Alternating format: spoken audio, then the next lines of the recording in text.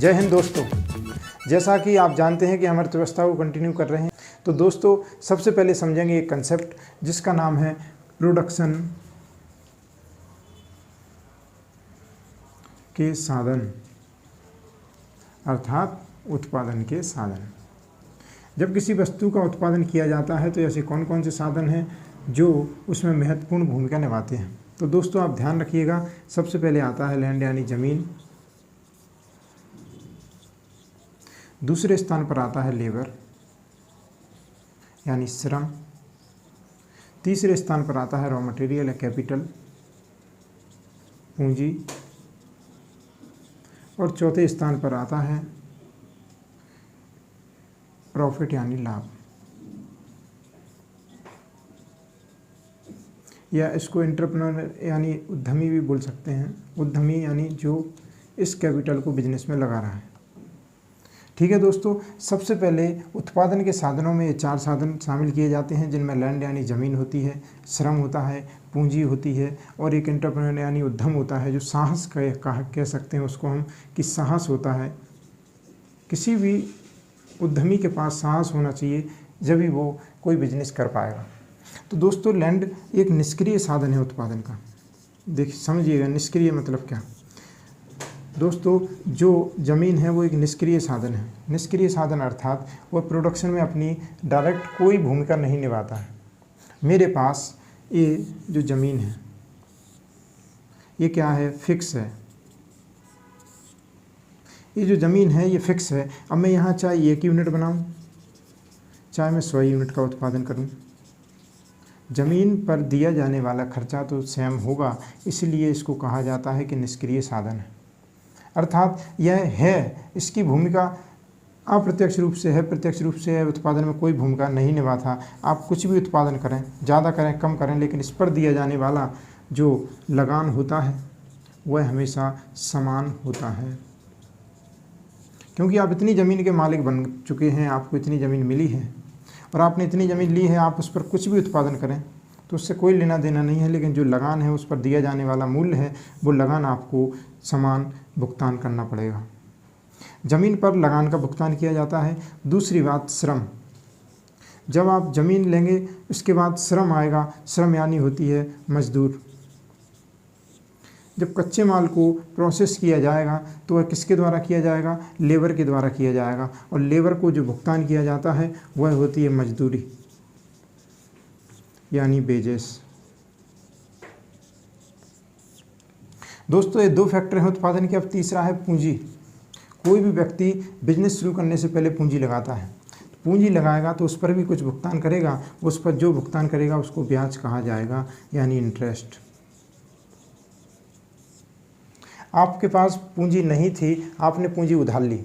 जब आप पूंजी उधार लेते हैं तो उस पर किया जाने वाला भुगतान ब्याज होता है। आप बैंक से लें, महाजन से लें, किसी भी प्रकार का आप लोन लें, उस पर आप किसी भी प्रकार का जो ब्याज, किसी भी प्रकार की राशि का भुगतान करेंगे उसको ब्याज कहा जाएगा। चौथी चीज़ होती है साहस। जो व्यक्ति किसी बिजनेस में पैसे लगाएगा, वो क्यों लगाएगा, क्योंकि उसका उद्देश्य होता है लाभ कमाना। अर्थव्यवस्था में किसी भी उत्पादक का उद्देश्य क्या होता है, उत्पादक का उद्देश्य होता है मैक्सिमम प्रॉफिट मैक्सिमाइजेशन यानी अधिकतम लाभ कमाना। यह अर्थव्यवस्था में प्रत्येक उत्पादक, आप किसी भी उत्पादक को देख लीजिए, कोई समाज सेवा का कार्य नहीं कर रहा। हर किसी का उद्देश्य होता है कि हमारा प्रॉफिट मैक्सिमाइजेशन हो, चाहे वो जियो हो, एयरटेल हो, ट्रैक्टर की कंपनी हो, महिंद्रा हो, कुछ भी हो, प्रॉफिट मैक्सिमाइजेशन के लिए काम करते हैं। तो जब कोई उद्यमी ज़मीन लेगा, मजदूरी भुगतान करेगा, पूंजी लेकर बिजनेस शुरू करेगा, तो वह क्या चाहेगा, वह अधिकतम लाभ कमाना चाहता है। तो उद्यमी के लिए लाभ एक भुगतान करने वाला फैक्टर होता है, और इसी से बनती है वस्तु की लागत। जैसे हम समझें कि हमने ज़मीन ली, उसका लगान है 25 रुपये, हमने लेबर का भुगतान किया, उसका भुगतान है 25 रुपये, उसके बाद कैपिटल ली, उसका ब्याज था 25 रुपये, और अब व्यापारी अपना लाभ जोड़ेगा, वो है 25 रुपये, और वस्तु की लागत का निर्माण कर देगा, वह हो जाएगा 100 रुपये। अब वस्तु की कीमत का निर्धारण हो गया किसके आधार पे? उत्पादन के साधन के आधार पे। तो आप सोचना कि उत्पादन के साधन अर्थव्यवस्था में किस प्रकार की भूमिका निभाते हैं। दोस्तों, प्रोडक्शन के साधन 4 होते हैं: जमीन, श्रम, पूंजी, लाभ। इन्हीं के आधार पर वस्तु की लागत का निर्धारण होता है और वस्तु की कीमत का निर्धारण होता है। वस्तु की कीमत का निर्धारण इसने तो कर दिया 100 रुपये, लेकिन उसकी बाज़ार में मांग नहीं है, बाज़ार में मांग नहीं है, मांग कम है बाज़ार में मांग किसी वस्तु की कम है, तो क्या करेगा? अपना प्रॉफिट कम कर लेगा और वस्तु की कीमत कम कर देगा, 80 या 90 रुपये कर देगा, जिससे कि बाज़ार में मांग उत्पन्न हो जाए कीमत कम करने से। तो आप देखते हैं कि डिस्काउंट दे दिया, किसी भी 50% डिस्काउंट दे दिया, 20% डिस्काउंट दे दिया, तो व्यापारी अपना लाभ कम कर देता है, अपना लाभ कम कर देगा और उससे वस्तु की कीमत में गिरावट आ जाएगी। वह सोचेगा कि कम से कम, जैसे मुझे अगर 5 रुपये भी लाभ होता है तो कम से कम मेरे जो ये रुपये फंसे हुए हैं ये तो निकल आएंगे। इस चक्कर में आपको डिस्काउंट 20%, 30%, 50% तक दे दिया जाता है। ठीक है दोस्तों, अभी हमने देखा कि प्रोडक्शन के साधन क्या होते हैं और उन पर भुगतान करने वाले, जैसे इस पर लगान है, इस पर मजदूरी है, इस पर ब्याज है और इस पर लाभ है। इन चारों को जोड़ के हमने वस्तु की लागत निकाली। दोस्तों, अब हम देखेंगे, अभी हमने देखा अर्थशास्त्र और अर्थव्यवस्था क्या होती है। अर्थशास्त्र एक सिद्धांत है, जबकि अर्थव्यवस्था उन सिद्धांतों का व्यवहारिक रूप होता है। दोस्तों, अब बात करते हैं अर्थव्यवस्था के क्षेत्रों की। अर्थव्यवस्था के 5 क्षेत्र होते हैं, जिनमें प्राथमिक क्षेत्र, द्वितीयक क्षेत्र, तृतीयक क्षेत्र, चतुर्थ क्षेत्र और वर्तमान में इसमें पंचक क्षेत्र भी जुड़ गया है, जिसे गोल्डन कॉलर जॉब कहा जाता है। आइए दोस्तों, समझते हैं अर्थव्यवस्था के क्षेत्रों को। अर्थव्यवस्था के हम सबसे पहले क्षेत्र लेंगे प्राथमिक क्षेत्र। प्राथमिक क्षेत्र दोस्तों, प्राथमिक क्षेत्र के अंतर्गत वो क्षेत्र आते हैं जो प्राकृतिक संसाधनों पर प्रत्यक्ष निर्भर रहते हैं। जैसे मैं कहूँ कृषि क्या है? आपने खेती की या डायरेक्ट प्राकृतिक संसाधनों पर निर्भर हुए। जैसे मैं कहूँ माइंस यानी होता है खदान। या इसके बाद बात करूँ मैं पशुपालन की, मत्स्य पालन की, तो ये क्या है? ये सब प्राकृतिक संसाधन है और उस पर आश्रित होकर जब कोई क्षेत्र होता है तो उसको क्या कहा जाता है? प्राथमिक क्षेत्र। अर्थात जो प्राकृतिक संसाधनों का प्रयोग करता है, प्राकृतिक संसाधनों का प्रयोग करता है और उत्पादन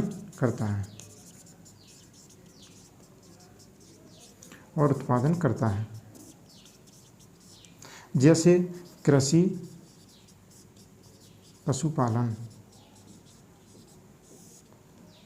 दोस्तों, प्राथमिक क्षेत्र वह होता है जिसमें प्राकृतिक संसाधनों का प्रयोग किया जाता है और उत्पादन किया जाता है। आइए दोस्तों, इसी पर डिपेंड है द्वितीयक क्षेत्र। दोस्तों, द्वितीयक क्षेत्र वह क्षेत्र होता है जिसमें प्राथमिक क्षेत्र से प्राप्त माल को इनपुट के रूप में प्रयोग किया जाता है। जैसे मैंने यहाँ कृषि से गेहूँ ली, मेरी आटा मिल है तो मैं गेहूँ को इनपुट के रूप में डालूंगा और आटा प्राप्त होगा। तो द्वितीयक क्षेत्र में वह उत्पादन के क्षेत्र आते हैं जिनमें प्राथमिक क्षेत्र से प्राप्त उत्पाद इनपुट की भूमिका निभाते हैं। अर्थात जो आरंभिक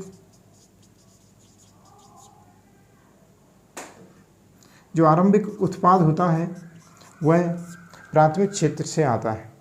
जैसे आप दोस्तों समझो, प्राथमिक क्षेत्र में पशुपालन है, मत्स्य पालन है या भेड़ पालन है, कुछ भी है। तो भेड़ पालन अर्थात भेड़ का पालन करना, ये अगर आपसे पूछा जाए भेड़ का पालन करना तो यह प्राथमिक क्षेत्र है। जबकि भेड़ के बालों का यूज करके स्वेटर बनाना, ऊन का उत्पादन करना,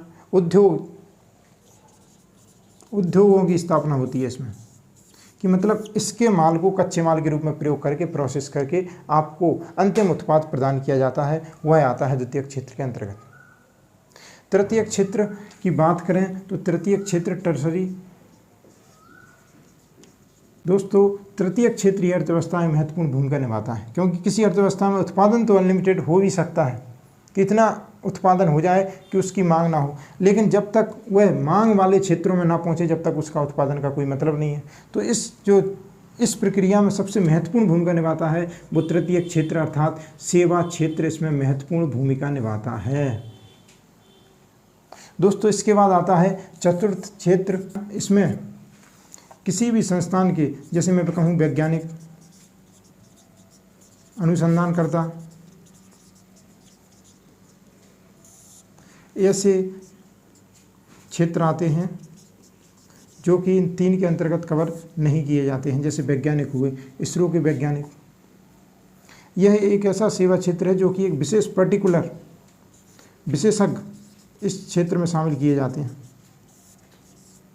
ठीक है दोस्तों, चतुर्थ क्षेत्र ऐसा क्षेत्र है जिसमें विशेषज्ञ शामिल किए जाते हैं। इसके बाद अगला क्षेत्र आता है पंचक क्षेत्र, जिसको गोल्डन कॉलर जॉब कहा जाता है। गोल्डन कॉलर जॉब दोस्तों, गोल्डन कॉलर जॉब अर्थात क्या, किसी कंपनी के सीईओ, जैसे सुंदर पिचाई किसके सीईओ हैं, गूगल के, वह क्या है, गोल्डन कॉलर जॉब। जो व्यक्ति समस्त प्रकार के निर्णय लेने में समर्थ होता है और किसी कंपनी की सुपर पोजीशन पर होता है, ऐसे व्यक्तियों को पंचक क्षेत्र में शामिल किया जाता है। इसे गोल्डन कॉलर जॉब भी कहा जाता है। और जैसे किसी कंपनी के सीईओ, ये होते हैं अर्थव्यवस्था के 5 क्षेत्र, जिनमें प्राथमिक क्षेत्र यानी प्राकृतिक संसाधनों पर निर्भर, द्वितीयक क्षेत्र अर्थात प्राथमिक क्षेत्र से प्राप्त उत्पादों को इनपुट के रूप में शामिल किया जाता है। जब यहाँ प्रोसेस होती है, उत्पाद बनता है, तो उत्पाद को उपभोक्ता तक पहुँचाने का कार्य सेवा क्षेत्र के द्वारा किया जाता है। फिर दोस्तों चतुर्थ क्षेत्र में ऐसे लोग आते हैं जो अपने क्षेत्र के विशेषज्ञ होते हैं, वैज्ञानिक हों, अनुसंधानकर्ता हों। और उसके बाद आता है पंचक क्षेत्र, जिसमें किसी कंपनी के सर्वोपरि सीईओ, डीएम, डायरेक्टर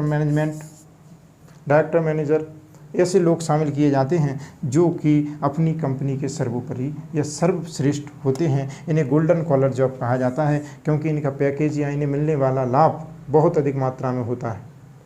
तो दोस्तों, हमने डिस्कस किया कि उत्पादन की लागत क्या क्या है और अर्थव्यवस्था के क्षेत्र क्या क्या है।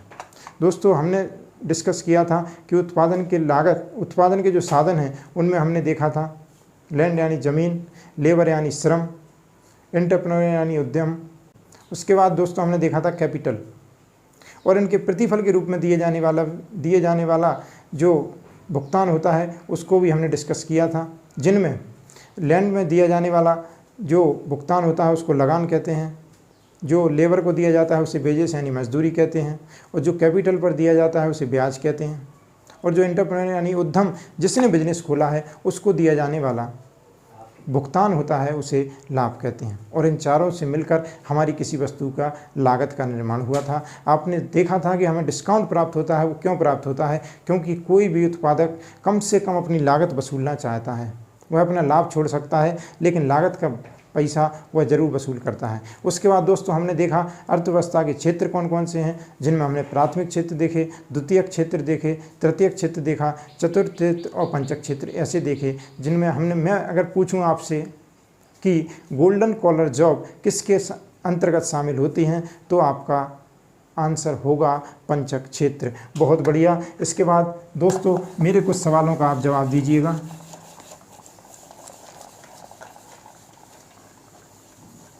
मैं यदि आपसे पूछूं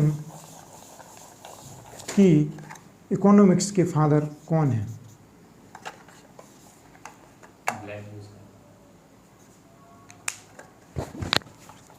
दोस्तों यदि मैं आपसे पूछूं कि इकोनॉमिक्स के फादर कौन हैं, तो आपका आंसर होगा, 2 सेकंड आप सोचिएगा, इकोनॉमिक्स के फादर या इकोनॉमिक्स के जनक कौन हैं।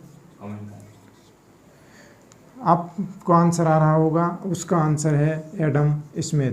बहुत बढ़िया, एडम स्मिथ। और इनकी पुस्तक थी दी वेल्थ ऑफ नेशन।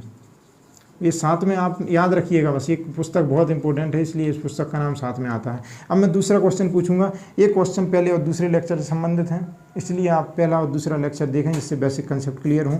इसके बाद दूसरा क्वेश्चन है अनएम्प्लॉयमेंट, यानी मैं पूछूँ कि बेरोजगारी को किस अर्थशास्त्र के घटक के अंतर्गत शामिल किया जाता है। तो बेरोजगारी को बताइए दोस्तों, बेरोजगारी को किस घटक के अंतर्गत शामिल किया जाएगा। उसका आंसर होगा समष्टि अर्थशास्त्र यानी मैक्रो इकोनॉमिक्स। दोस्तों यह अर्थशास्त्र के बेसिक कंसेप्ट हैं, यह आपको समझना बहुत आवश्यक है, क्योंकि करंट का भी क्वेश्चन हो, कोई भी क्वेश्चन हो, अगर आप अर्थशास्त्र के बेसिक कंसेप्ट जानते हैं सब कुछ सरल हो जाएगा। तीसरा क्वेश्चन है कि आप कैपिटल पर किया जाने वाला भुगतान क्या होता है। दोस्तों कैपिटल पर किया जाने वाला भुगतान क्या होता है, उसको बोला जाता है ब्याज यानी इंटरेस्ट।